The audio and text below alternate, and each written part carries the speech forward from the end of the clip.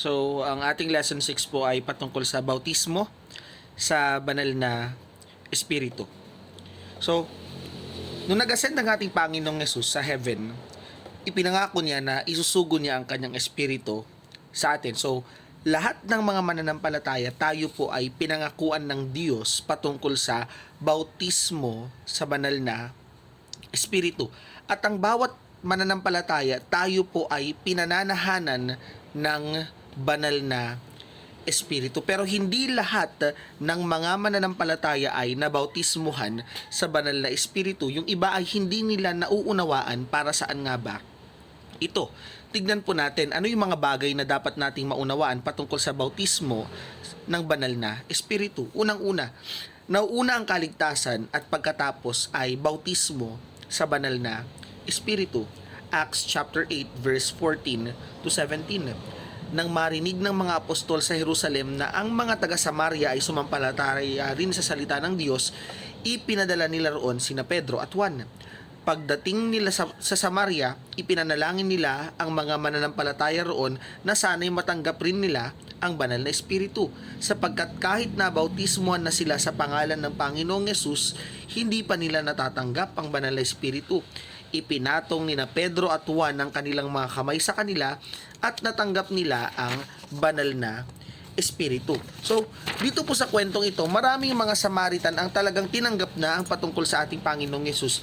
Marami sa kanila talagang nanampalataya na sila sa ating Panginoong Yesus, pero hindi pa sila nababautismuhan sa banal na espiritu. Kaya ang ginawa ng Jerusalem Church, pinadala nila si Peter at si John para ipanalangin nila ang mga mananampalataya roon na matanggap nila ang banal na espiritu. Okay? So, tandaan ninyo, ang baptism in the Holy Spirit ay para lamang sa mga mananampalataya kasi nauuna ang salvation bago ang baptism in the Holy Spirit. Pangalawa, na kailangan nating maunawaan, ang bautismo sa banal na espiritu ay nagdudulot ng kapangyarihan sa mga mananampalataya. Acts chapter 1 verse 8. Ngunit pagdating ng banal na espiritu sa inyo, bibigyan niya kayo ng kapangyarihan at ipapahayag ninyo ang mga bagay tungkol sa akin mula rito sa Jerusalem hanggang sa buong Judea at Samaria, hanggang sa buong mundo. Mapapansin ninyo na bakit nga ba ang first century church sa may Book of Acts ay napaka-effective nila pagdating sa pagre-reach out? Bakit napaka-effective nila pagdating sa ministry? Bakit napaka-effective nila pagdating sa pagre-reach out? Napakasimple po ng sagot doon. Dahil sila po ay empowered by the Holy Spirit. Okay? So, kapag sinabi kasi natin, yung ginamit kasi sa may Acts chapter 1 verse 8 na kapangyarihan or power is yung tinatawag natin na dunamis. So ang dunamis kasi, ang tinutukoy nito is miraculous strength, power, and ability. Kaya mapapansin niyo, ibang klase ang power during the time of the first century church. Talagang kaliwat kanan ang mga miracles na nararanasan, kaliwat kanan ang mga signs and wonders na nakikita doon. So, napakahalaga para sa atin para maging effective tayo na mga manggagawa ng ating Panginoong Yesus sa kanyang ubasan. Mahalaga pagdating sa atin na tayo ay mabautismuhan sa banal na espiritu. Pangatlo, ang banal na espiritu ay mayroong mga kaloob. Ang mga kaloob ng banal na espiritu ayon sa may 1 Corinthians chapter 12 verses 7 to 10. So, dito po sa may verse 7 to 10, binanggit po dito ang lahat ng kaloob ng banal na espiritu. At meron itong mga kanya-kanyang division. Nahati kasi ito sa tatlo. Una po na group dyan ay ang mga kaloob ng pahayag or ang gift of revelation. Una po dyan is ang kakayahan na magsalita ng mensahe ng karunungan. Okay? So, ito'y tungkol sa paglutas ng mga nakalilitong sitwasyon at mga problema. Sa James chapter 1 verse 5 ay sinabi ni Santiago na ang sino mang kulang sa karunungan ay humingi sa Diyos, pero ang karunungan na tinutukoy sa 1 Corinthians chapter 12 verse 8 ay special na kaloob ng banal na espiritu. So, pag sinabi natin na gift of wisdom alam po ninyo, ito yung ability ng isang tao to solve the problem. Ito yung ability ng isang tao na makagawa siya ng resolve patungkol sa isang napakahirap na problema. Okay? So yun po yung tinatawag natin na gift of wisdom. Pangalawa naman po ang salita ng kaalaman or the word of knowledge or the gift of knowledge. So ito'y pagbibigay ng banal na spirito ng impormasyon sa isang tao tungkol sa kalalagayan ng ibang tao. So pagdating dito sa dito sa may gift of knowledge, ang Diyos sa pamamagitan ng kanyang banal na spirito, inire-reveal niya sa atin kung ano ang kalalagayan ng ibang tao. Kadalasan nangyayari ito in prayer, and minsan nangyayari ito on the spot na nakakausap natin yung tao na nire-reveal ng Diyos kung ano ang kalalagayan ng taong yun para ma-speak natin kung anong message ng Diyos sa kanya. Pangatlo, pagkilala sa mga espiritu or yung tinatawag natin na discernment. So, ang gift of discernment or pagkilala sa mga espiritu, ito yung kakayahang makilala kung ito'y galing sa Diyos or sa impluensya ng kaaway or influence ito ng mundo or influence ng laman. Kumbaga, ganitong nangyayari sa pagkilala sa espiritu. Nalalaman mo kung ang sinasabi ba ng isang tao ay galing sa Diyos, galing ba ito sa kaaway, ito ba ay dahil sa impluensya ng mundo, or ito ba ay dahil sa impluensya ng laman. So napakahalaga ng gift of discernment kasi para hindi tayo ma-deceive. Okay? Kasi marami talagang mga deception na marami talaga tayong deception na mararanasan at napakahalaga ng discernment pagdating dito. Okay? Pangalawa na grupo. Okay? Ang kaloob ng inspirasyon. Unang-una dyan ay ang gift of prophecy. So, ang kaloob ng propesiya ay isang natatanging kakayahan na ipahayag ang mensahe ng Diyos. Kung mababasa ninyo sa may Old Testament, bago mag-prophesy ang mga prophets, madalas nilang binabanggit ang "Thus says the Lord." Or ito ang sinasabi ng Diyos. Ito ang mensahe ng Diyos sa Israel. Pagpapakita nun na sila ay mag-i-speak ng prophecy. Okay? So kasi ang prophecy, ito ay mensahe mula sa Diyos. 1 Corinthians chapter 4 verses 3 1 Corinthians chapter 14 verses 3 to 4. Sa kabilang dako, ang nagsasalita ng mensahe mula sa Diyos ay nagsasalita sa mga tao upang patibayin ang kanilang pananampalataya, palakasin ang kanilang loob at sila'y aliwin. Ngunit ang iglesia ay pinapatibay ng nagsasalita ng mensahe mula sa Diyos. Ang mga gifts of the Holy Spirit, alam po ninyo, lahat yon ay built-in. Kumbaga natural na meron ng isang tao. Pero sa lahat ng mga gifts of the Holy Spirit, alam po ninyo, ang gift of prophecy ang kakaiba. Kasi ito lang ang gift na pwede nating hilingin. At ang gift of prophecy, ang purpose ito is para mapalakas mismo ang church.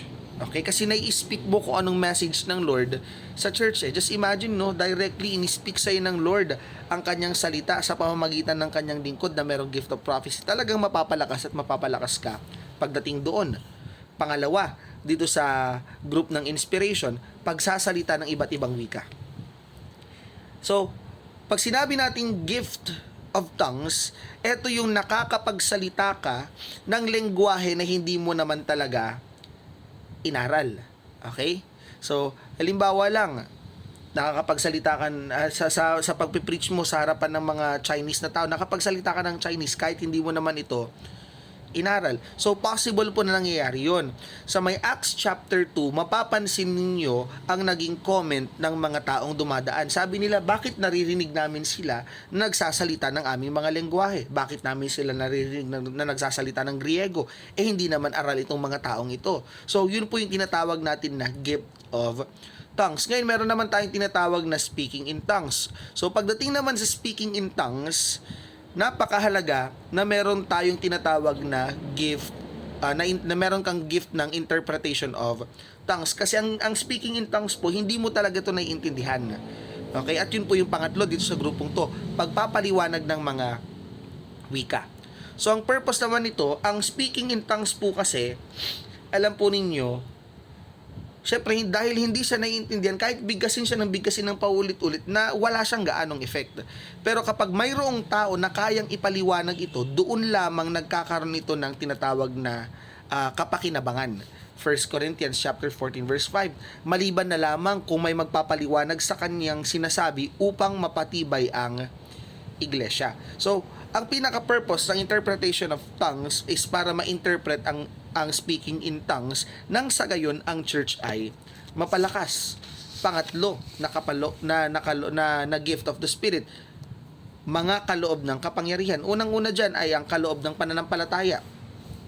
Kakaiba ang gift of faith sa saving faith or faith for living. Ito ay napaka special kasi po ang tinatawag natin na gift of faith, ito yung faith na walang halong pag-aalinlangan.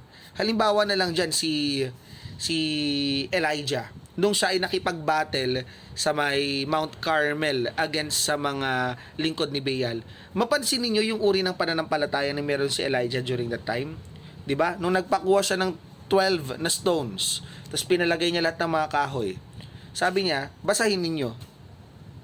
At kasi naniniwala siya na ang Diyos magpapababa siya ng apoy. Wala siyang pagdududa sa magagawa ng Diyos. Pangalawa, kaloob ng pagpapagaling or gift of healing. So, ito ay special na kaloob ng ng banal na spirito kung saan nakakapagpagaling ang isang mananampalataya. Tandaan ninyo, sa may Book of Acts, binanggit doon na ang nagpapagaling talaga ay walang iba kundi ang banal na spirito. Ginagamit lamang talaga ang kanyang mga lingkod. Pangatlo, paggawa ng himala. So, example po nito ay walang iba kundi yung mga bulag nakakakita, ang mga bingi nakakarinig, ang mga PPI nakakapagsalita, at ang mga patay ay muling nabubuhay. Pang-apat na tanong natin dito, paano nga ba matatanggap ang bautismo sa banal na spirito? Unang-una po dyan, kailangang ikaw ay isang tunay na mananampalataya. Ito ang unang qualification. Gaya po ng sinabi ko sa inyo, ang baptism in the Holy Spirit ay para lamang po talaga sa mga mananampalataya. Pangalawa na dapat gawin, hilingin. Luke chapter 11 verse 13, kayo ngang masasama ay marunong magbigay ng mabubuting kaloob sa inyong mga anak, lalo na ang inyong Ama na nasa langit, na magbibigay ng Espiritu Santo sa mga humihingi sa Kanya. So, ang kailangan talaga natin para matanggap natin ang Holy Spirit, matanggap natin ang baptism in the Holy Spirit, ay walang iba kundi hingin natin ito sa Diyos. Unang-una dahil ito ay Kanyang pangako. Pangatlo, paano natin ito matanggap? Tanggapin ng may pananampalataya. Okay? So, gaya ng salvation, ang baptism in the Holy Spirit ay tinatanggap natin ng may pananampalataya. Hindi dapat tayo nagdududa pagdating dito. Every time na lumalapit tayo, humihingi tayo sa Diyos, dapat we should ask expectantly.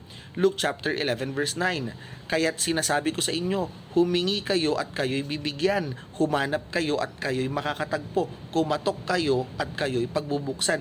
Ang pinaka pinopoint out dito ng ating Panginoong Yesus, tayo ay mayroong inaasahan dahil humihingi tayo sa Diyos. Kaya dapat tanggapin natin ng may pananampalataya ang baptism in the Holy Spirit.